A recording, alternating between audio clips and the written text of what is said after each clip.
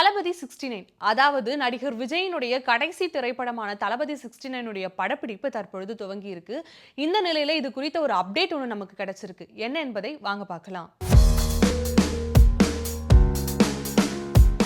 கடந்த வாரம் சென்னையில ஆபீசர்ஸ் அகாடமியில தளபதி 69 உடைய படப்பிடிப்பு துவங்கப்பட்டுச்சு. இதனையொட்டி விஜய் அவர்கள் ராணுவ வீரர்கள் ஏற்பாடு செய்யப்பட்ட ஒரு சந்திப்புல கலந்துக்கிட்டாரு. சொல்லப்போனா அந்த சந்திப்புல எடுக்கப்பட்ட புகைப்படங்கள் சமூக வலைதளங்கள்ல வைரலாவே பகிரப்பட்டுச்சு. வினோத் அவர்களுடைய இயக்கத்துல வெளிவரும் இந்த திரைப்படத்துல பூஜா ஹெக்டே அவர்கள் கதாநாயகியா நடிக்க இருக்கிறாங்க. அது மட்டும் இல்லாம இவரை தொடர்ந்து பிரியாமணி மற்றும் பாபி தியோல் போன்ற முன்னணி கதாபாத்திரங்கள் இந்த திரைப்படத்துல முக்கிய கதாபாத்திரங்களா நடிக்க இருக்காங்க. இவர்களை தொடர்ந்து கன்னட நடிகரான சிவராஜ் குமாருமே இந்த படத்துல நடிக்க இருக்கிறதா தகவல் வெளியாகி இருக்கு. அது மட்டும் இல்லாம இதை குறித்து சிவராஜ்குமார் அவர்களுமே ஒரு சில பேட்டிகள்ல குறிப்பிட்டு சொல்லியிருக்காரு.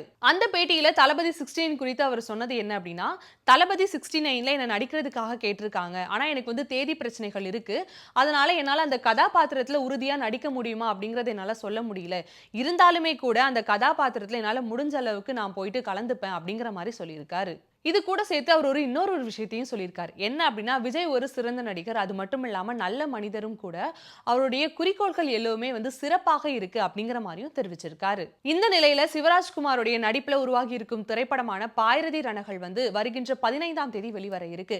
அது மட்டும் இல்லாம இவர் நடிப்புல 2017ஆம் ஆண்டு வெளிவந்த மஃப்டியினுடைய 2ஆம் பாகம் தான் இந்த திரைப்படம் அப்படிங்கிற மாதிரியான தகவலும் வெளியாகி இருக்கு. இதோட சேர்ந்து தளபதி 69ல சிவராஜ்குமார் அவர்கள் விஜயோட இணைந்து நடிப்பாரா அப்படிங்கிற மாதிரியும் ரசிகர்கள் மத்தியில ஒரு எதிர்பார்ப்பை எழத் துவங்கி இருக்கு.